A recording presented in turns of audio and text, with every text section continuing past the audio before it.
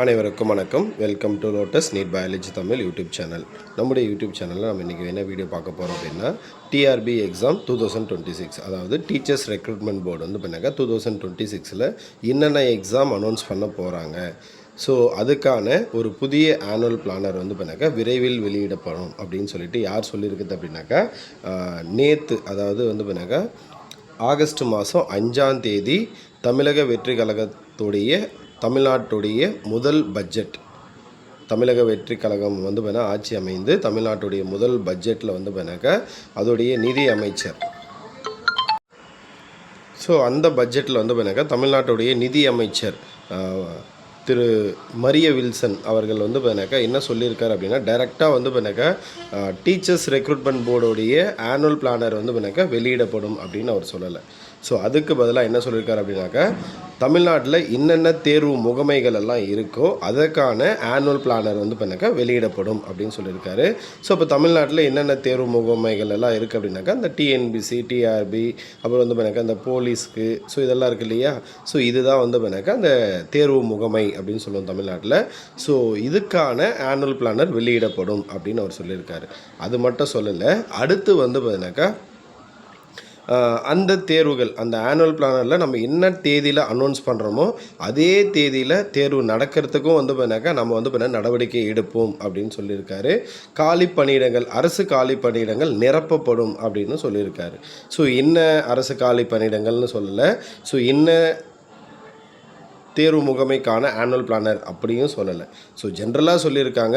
So இதிலிருந்து நம்ம என்ன புரிஞ்சுக்கலாம் அப்படின்னா, டீச்சர்ஸ் ரெக்ரூட்மெண்ட் போர்டில் வந்து பண்ணாக்கா ஆனுவல் பிளானர் விரைவில் வெளிவர வாய்ப்பு அதிகமாக இருக்குது. ஸோ நமக்கு இதுக்கான வந்து பண்ணாக்கா முழுமையான தகவல் எப்போ தெரியும் அப்படின்னாக்கா, நமக்கு அடுத்து ஸோ இன்றைக்கி வந்து பண்ணாக்கா ஆகஸ்ட் 6ஆம் தேதி ஸோ வேளாண்மை பட்ஜெட் வந்து பண்ணாக்கா தாக்கல் பண்ணியிருக்காங்க.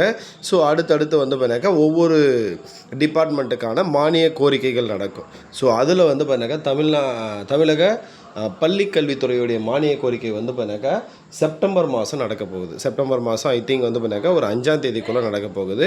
ஸோ நமக்கு அப்போ தான் வந்து பண்ணாக்கா நமக்கு கிளியராக தெரியும் என்னென்ன போஸ்டிங்ஸ் எல்லாம் போட போகிறாங்க, எவ்வளோ வேக்கன்சி ஃபில் பண்ண போகிறாங்க.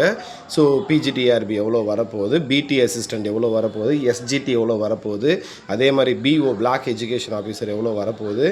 ஸோ இதெல்லாம் வந்து பண்ணாக்கா அது பாலிடெக்னிக் இருக்குது, அப்புறம் காலேஜ் டிஆர்பியோடைய அந்த அது உயர்கல்வித்துறையில் வந்துடும். ஸோ அதோடைய ப்ராசஸ் என்ன, ஸோ இது எல்லாமே வந்து பண்ணாக்கா நமக்கு டீட்டெயில்டாக வந்து பண்ணாக்கா அப்போ தான் தெரியும்.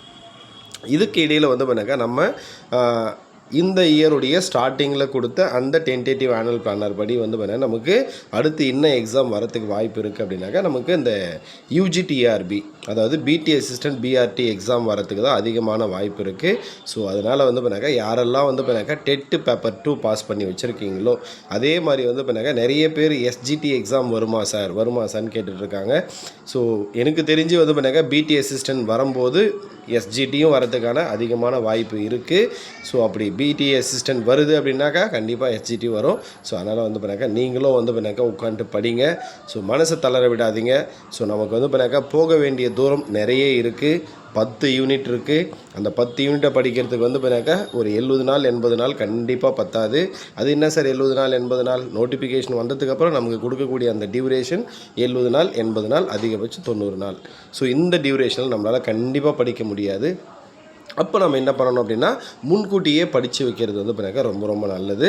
ஸோ உங்களுடைய மேஜருக்கு வந்து பண்ணாக்கா எவ்வளோ மார்க் எடுத்தால் போஸ்டிங் கிடைக்கும், அதிகபட்சம் வந்து பண்ணாக்கா மேக்ஸிமம் எந்த மேஜராக இருந்தாலையும் நீங்கள் வந்து பண்ணாக்கா ஒரு 110 இல்லை 120க்கு மேலே நீங்கள் மார்க் போட்டுட்டீங்க, கொஷின் கரெக்டாக எழுதிட்டீங்க அப்படின்னாக்கா கண்டிப்பாக உங்களுக்கான வேலை நிச்சயமாக இருக்கும். ஸோ இதை வந்து பண்ணாக்கா மைண்டில் வச்சுக்கிட்டு படிங்க. அதே மாதிரி 110 அண்ட் 120 அப்படின்னு நான் சொல்லிட்டேன். நீங்கள் 110 தான் என்னுடைய டார்கெட் அப்படின்னு வைக்காதீங்க, 120 தான் என்னுடைய டார்கெட்டுன்னு வைக்காதீங்க. உங்களுடைய டார்கெட் ஒரு 130 140 முடியுமா சார்? முடியுதோ முடியலையோ, நம்மளுடைய டார்கெட் வந்து பண்ணாக்கா எப்போவுமே பெருசாக இருக்கட்டும். நம்ம 130 140 வச்சா தான் அது அட்லீஸ்ட் வந்து பண்ணாக்கா 110க்கு வந்து நிற்கும். சரிங்களா? அப்போ தான் வந்து பண்ணாக்கா நம்ம போஸ்டிங் ஆர்டர் வாங்க முடியும். இதை மைண்டில் வச்சுக்கிட்டு நல்லா படிங்க. அடுத்த வீடியோவை சந்திப்போம். நன்றி, வணக்கம்.